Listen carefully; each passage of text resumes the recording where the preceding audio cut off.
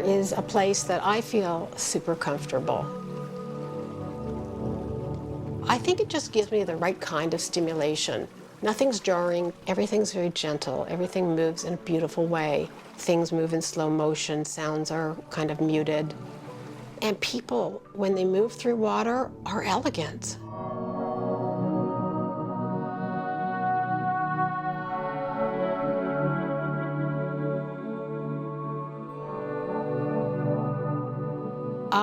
As a kid, for a while, I was on a swim team in high school. When I was sick in my 20s with migraines, I was made to go swimming again and rediscovered water. And this particular place had skylights, and I used to watch, on a sunny day, the patterns, move through the water, and it was just mesmerizing. And I got fit enough in the water to just use it as my office, the way I meditate.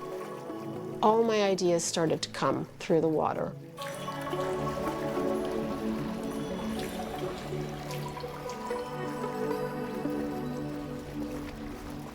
Barb is really a nose to the grindstone kind of artist. She works so hard, she's so tenacious about what she does. She's so meticulous, obviously, very detail-oriented. But you always have this impression that she loves what she does so much. She's so passionate about it. It probably never really feels like that much work. But I think she has a streak in her that can be obsessive. She was always passionate about swimming. But then when I realized it was more than just, the athleticism of it, it was the headspace of it. It was the way she internalized it all, and that whole dreamlike thing that she strives for in her work really is a reflection of her desire, I think, to maybe escape. And it's wonderful because her work really does make you feel like you're escaping. When you really look at it, it just totally transposes you and it takes you to some pretty interesting places. I'm always looking for an unusual way to see something. And I like to switch things up and shoot things in a way that you've never seen before. Make it a new visual experience for people. I guess the Barber style is that it's not realistic. There's always something, if you look at it, that doesn't make sense. In the case of the water work, the natural lens of the water distorts. I do my artwork from a very intuitive place. I plan and pre-plan a lot of it, but when I'm shooting and I see the result of the planning and I say, oh my God, this is going to work, that's such an amazing feeling. And I think that as much as possible, I feel my pictures are a success when they feel authentic to the viewer. So I had this idea that it would be very cool if I could have the perspective of people walking on water and unobserving from below. And I'm thinking, how can I do this? And then started thinking it through. Now, since March, I've had a lot of trouble with people building this apparatus because everybody saw the inherent danger of a woman underneath some glass, 12-foot expansive glass in the water. And today I know it will work. It's going to take time. It's going to take the amount of time I've set aside for it to get comfortable with it and have the vision that I want to happen, but it's definitely going to work. I always get the idea first, and then I have to figure out how to do it. It's not always water-based. In fact, I've had 30 years of experience. The last 10 years have been water-based.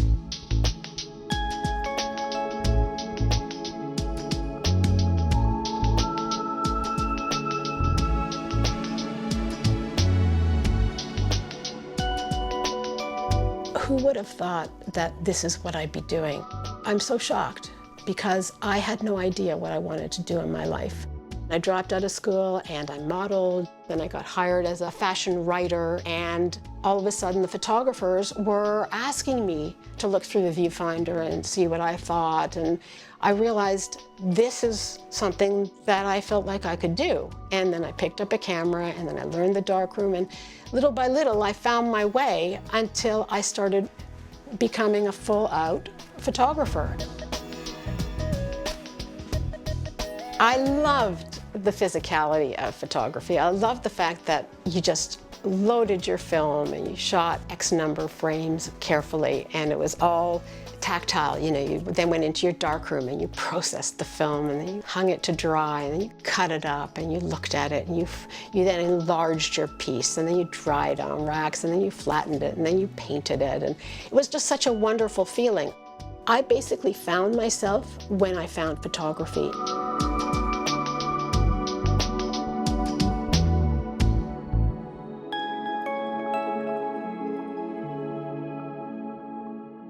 She did one wonderfully artistic shoot for us once for an issue that was themed artistry in fashion, where she teamed up with Lucian, who of course now is quite a well-known designer on the Canadian scene. And together they pitched this idea to us where Lucian would paint these fantastic fashion illustrations on plexiglass, and then they had this gorgeous nude model that would stand behind the illustrated garment, just in the perfect position, so she'd all be covered. So she'd look like she was wearing the garment, almost like a take on, cutouts, those paper doll cutouts in their clothes. It was a wonderful, wonderful, magical shoot, and really one of my favorite shoots that we did in the 6 years that we were doing FQ magazine. It was a new concept. I had to kind of do a few tests to, I had a nude model behind, so we kind of had to work with her angle and make sure that, she's actually dressed and not half nude. So we ended up doing a creative together. It was very successful, looked very beautiful. You don't even know what's reality and what's not. And we took it a little further than just painting. I did collages and three-dimensional textures. All his career, he's allowed us to put the most incredibly delicate and well, this beautiful. is perfect, because this actually is inspired by nature. All this, they're like rock formations and stuff, so I think it looked beautiful on you. I love Barbara. The moment we met, we clicked. It was like such a beautiful synergy of creative energies. Okay, so let's put it on and let's get going. I love her outside of the box kind of thoughts and ideas, and it's always kind of pushing the boundaries. And I come from a fashion background, so it's nice to kind of mix fashion and art. Fashion, costume, wardrobe has always been extremely important. Whether it's clothing or whether it's just fabric, it doesn't matter what, but it's always part of the concept. I use costume, I use wardrobe, I use location as the source of my inspiration. It just has to be a way of adding some texture and in-camera texture to the actual picture. For the underwater shoot, it's more of a textured material. It has to be a little looser, more transparent, a lot of ruffles, a lot of detailing that are more flowy and fluid, So you can't really put like a heavily constructed garment underwater because it doesn't do the effect that it's supposed to do. When you have these transparencies, and the coloration also has to be either very strong or very muted or white, So it's quite interesting. It's always a test and a challenge. I love it.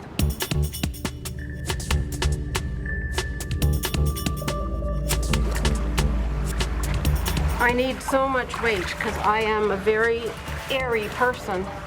Apparently, I'm buoyant.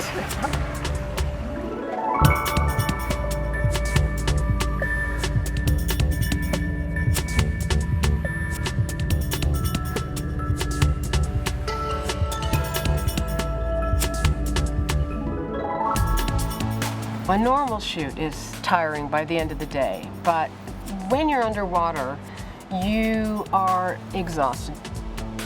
It's challenging because it's cold, it's wet, it's dangerous. We're using electricity. You're holding your breath, puts a lot of pressure on your head, and you have to be able to see, which has always been a huge challenge because, I wear contacts, I wear glasses, I've got goggles adapted for glasses. Right now I'm wearing contacts and glasses. So it's like, by the end of the day, can't see a thing. When I was shooting in the studio, if I got tired, I'd just sit down on the sofa and chat for a while with somebody. Not here. Once you get in the water, it is definitely a different experience. Today I was on top of the water. I've done 3 other shoots with Barbara where I've been in the water. The clothes move very differently, you move differently. You're battling with your hair, you're battling with everything once you're in the water. Other than that, it's just trying to feel that flow and let things be organic within the water. For me, I have to take a very artistic approach to it and find the character within myself. Some photographers give you, I want this. With Barbara, it's more of a collaboration, which I really enjoy. And a lot of that inspiration does come from the clothes, whether I'm playing on the newness of the material with the red sparkles and trying to figure out how that can play with the light, or trying to use the cloudiness of the white dress. So I definitely pull inspiration from the clothes that I'm wearing.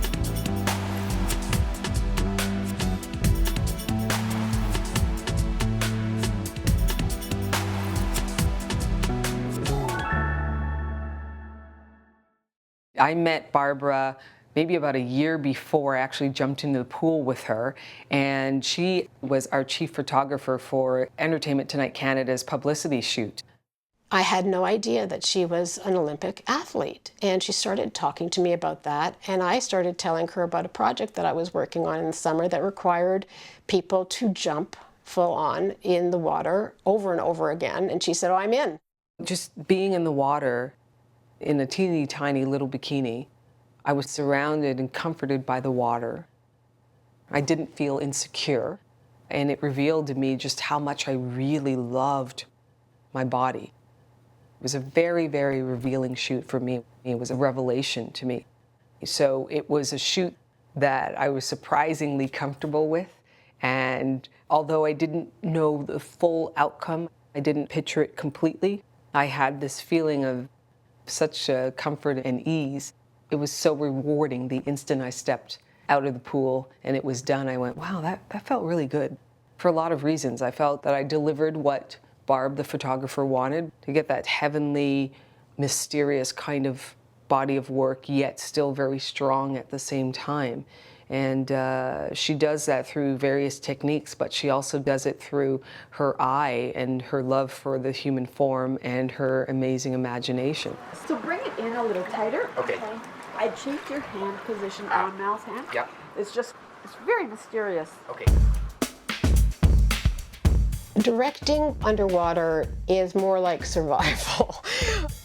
But it's great because everyone's real honest. Once you get really soaking wet and there's no makeup and your hair's everywhere and you're choking for breath, you go, okay, this is what we're gonna do now. You're panting and they're panting, and you get into the groove of it, and then you show them the monitor and they go, oh, I see what you see now. Okay, I can do this. So it's really a collaboration. That's a keeper.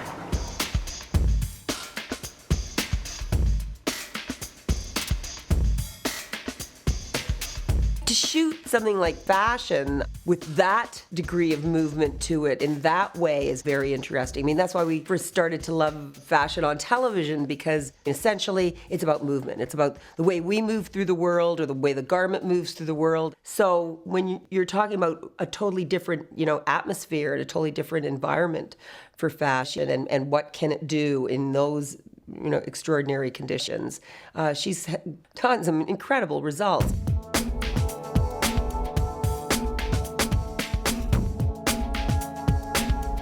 People don't quite know where to place me because I don't really see a lot of people doing what I do.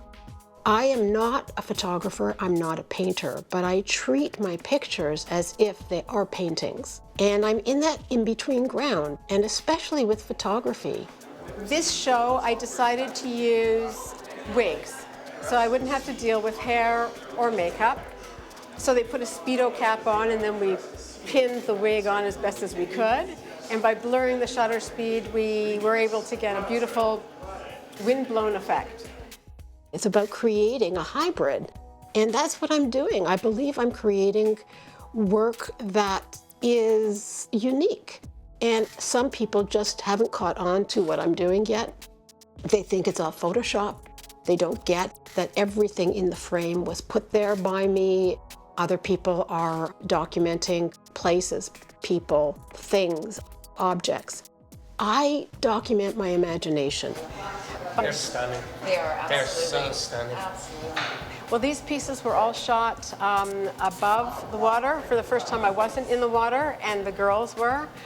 I was on a tower looking down with, and it was all done in camera. So every color and whatever, it's all right there in the camera. Barbara's work is totally original. It uses the female figure in ways that are totally unusual to contemporary photography in Canada.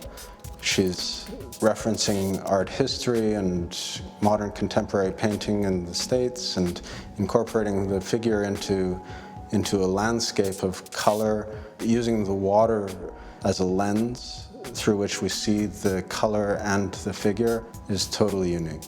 Barbara recognizes that there's a market for her work and that her ability to satisfy that market through considering her color choices and the composition of her work is secondary to her creation, but paramount in her representation. So through the gallery, through this commercial venue, she recognizes that the market is an important factor. Her imagination knows no bounds. She might be small, but her dreams and her ideas and her spirit is huge. She is determined to have her artwork make a statement and yet still determined to remain true to her ideas and her dreams.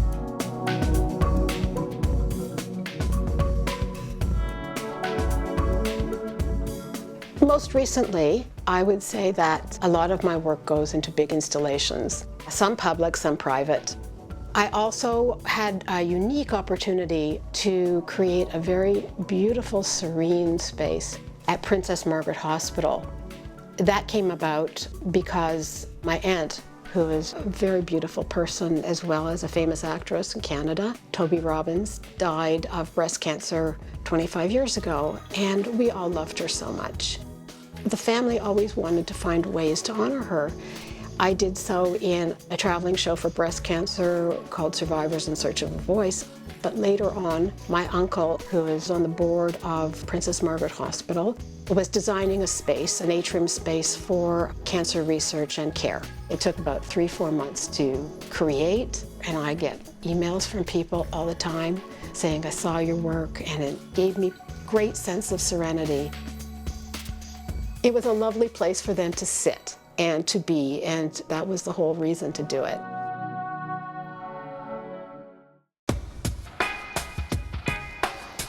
I needed the 1-2 punch. I shoot underwater, and in Toronto that is 5 months max. And afterwards, I really need to shoot again, and I wasn't inspired by digital anymore. I just couldn't do it. I found out about this ambrotype seminar, and the whole idea intrigued me. It gives you a great respect for photography as a medium and the practitioners of that time. I was intrigued by the idea of actually cutting my own glass, making one-of-a-kind images, making my own film. I could control the process. And on the other hand, it was so exciting to be able to create a unique object and stay within the realm of photography. You're really making a picture. You really have to commit to that image. And I just loved that idea. I found that was the kind of image I was willing to make. You know, it's kind of magic. And I'm working on a series right now that's interesting. And it's just about people's fascination with the dollar store, including my own. You can walk in there and come out with some incredibly wonderful things. If you shoot it right and you expose it right and you put it in the right setting, you've got an image that looks like $1 million.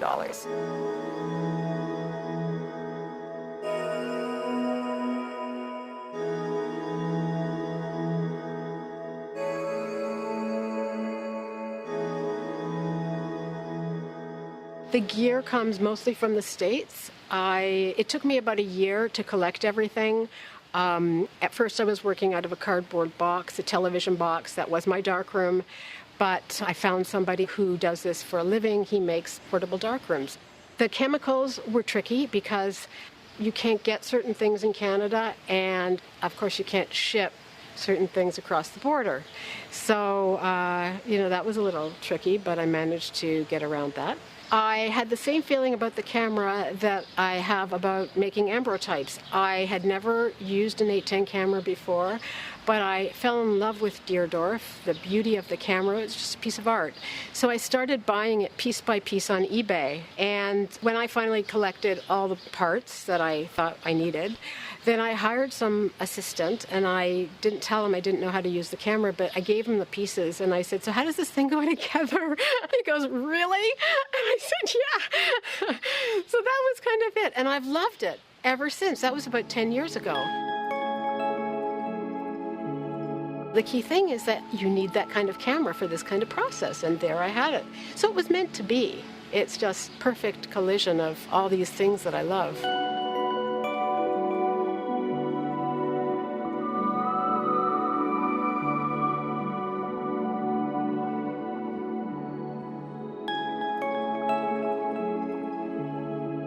I think she's very brave. I think she's very fearless. I think she's always pushing it. Unlike other photographers who, like maybe sort of see the world a certain way and consistently and constantly want to capture that, she's always playing with things technically, and I give her, great credit for that. And wanting to do things that are very dreamlike. I mean, there is something very dreamlike about her vision in general, but she's always trying to take you to another world in some other way. And her subject matter always has a great sense of romance and mystery to it. I'm never retiring. I'm going to be that woman who has the gray hair and braids and the cat, and I'm going to be, out in nature, creeping up a hill with, the camera planting it on the ground and dark cloth over my head, and then it's going to faint, and that will be the end of me. But the plate will be done, I'm sure. I'll be finished. But that's how I see the world. I think that's what it is I see the world through photography. It could be that I'm afraid to see the world realistically, and I need that barrier, but thank God I have something that allows me to see the world, whether it's through a shield or not. It's taken me to some amazing places, and it's given me so much confidence and turned me into a person that I never would have been without it.